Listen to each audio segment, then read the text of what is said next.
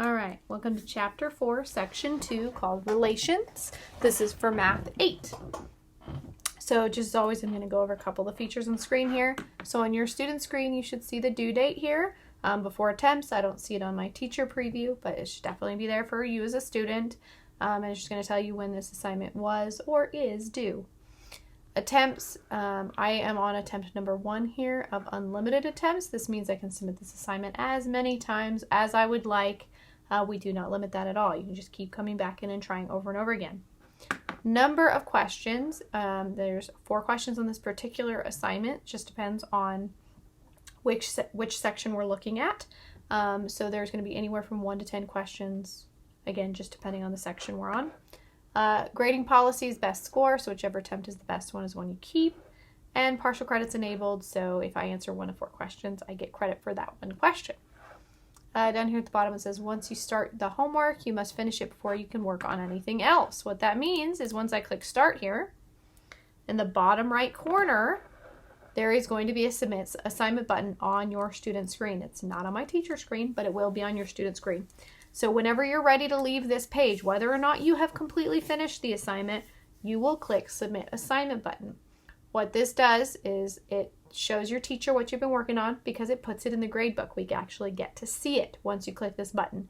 We don't get to see exactly what you've been working on until you click that button. The other thing it does is it stops Alex from locking you out of every other assignment. So the program automatically assumes that you want to leave this attempt open for some reason, and it will, if you just close the tab or close your computer and you don't actually click the Submit Assignment button, it locks all the other assignments and makes you come back to this one. So just good habit, always click that button. On the side here we have explanation, example, and message center. So explanation is quite literally going to explain this problem to us. So it's not going to let you, it's not going to give you the answer and then let you go type it in. So it's telling us we're going to lose our question attempt. So you have to come back in on another attempt to get the points for this one. Example just gives you a general example. So if we take a look at this one, we have this relation, and the one we got was called S. This one is called G. It doesn't really matter, it's just giving it a name. And it's defined as follows. So we have 3 coordinates here, and it wants the domain and the range. So domain is another name for the x coordinates. X coordinates. Coordinates. So it's just another name for the x coordinate. And range, which I'll put in red for whatever reason, range is another name for the y coordinates. I don't know why that D came out so funky. So we have x coordinates, we have y coordinates. So we just take a look at our domain and our range as far as, which ones are the x coordinates, which are the y coordinates. So if I'm looking at this example they gave us here, we have Mary 81, Hector 96, Jenny 93, and Damon 81. And this is the relation. And we can kind of assume what these numbers mean. Maybe their ages. Maybe it's the number of Beanie Babies they have, if you know what a Beanie Baby is. It's just some reason that, Mary is related to 81 and Hector is related to 96. We don't really know why at this point. We're not being told the relation. So the domain is going to be all the x coordinates here, which is just the first number in the ordered pair. So Mary, Hector, Jenny, and Damon. That is my domain. My range is the second number, or the y coordinate. So 81, 96, 93, and 81. That is my range. We just separate them out into 2 groups. The x coordinate and the y coordinate, or the first element and the second element, if you like to think of it that way. So that's what we're going to do on this one. So that explains that I can click here to get another example. And then I can also click Message Center if I want to message my teacher directly. So if I'm looking at this one here, I'm going to go with all of my x coordinates. Remember, that's the first number in each pair. So a pair is in the parentheses. -4 is 0. That's 1 pair. The first element is 4. The second element is 0. So it goes x and then y if we're thinking of a coordinate grid, right? X, Y, X, Y. It just keeps repeating over and over again. Remember that they also give you this little piece here that says write your answer in set notation. So if I just type the numbers in there, I'm not going to get it correct. I need to make sure that it's in set notation, which literally just means use the braces or those little fancy parentheses, okay? So the domain are all the x coordinates. So I have -4, -3, and 5.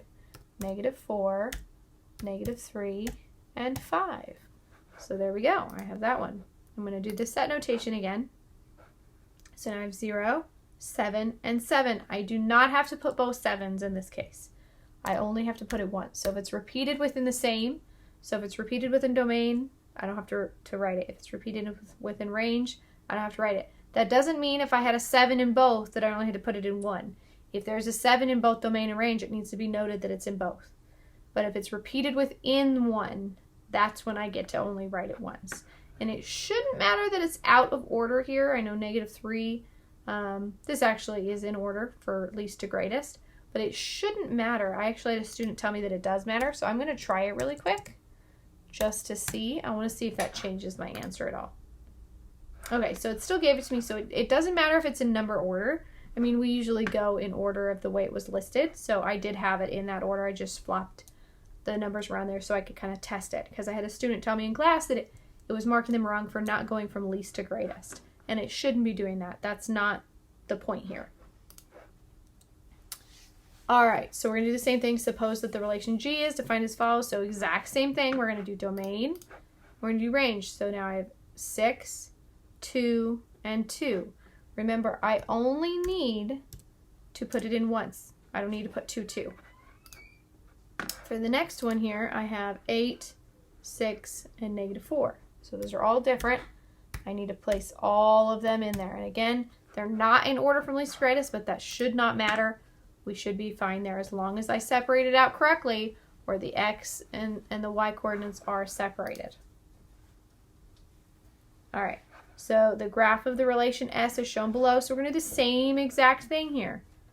We're going to look at what are my x coordinates and what are my y coordinates.